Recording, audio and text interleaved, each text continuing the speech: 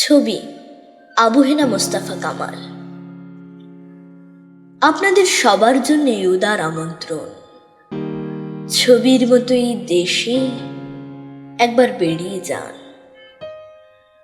অবশ্য উল্লেখযোগ্য তেমন কোনো মনোহারী স্পট আমাদের নেই, কিন্তু তাতে কিছু আসে যায় না।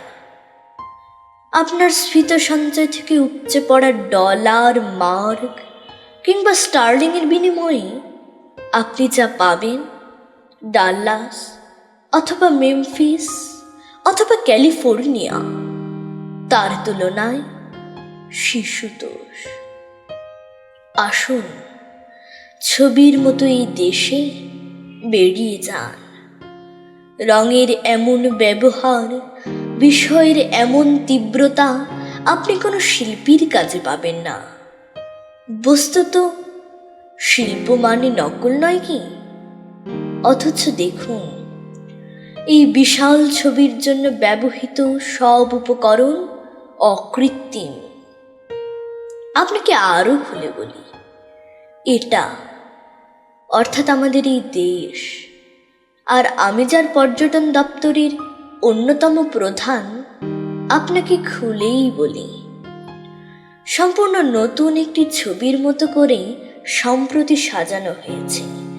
খাঁটি আর্য বংশোদ্ভূত শিল্পীর কঠোর তত্ত্বাবধানে 30 লক্ষ কারিগর দীর্ঘ 9টি মাস দিন রাত পরিশ্রম করে বানিয়েছেন এই ছবি।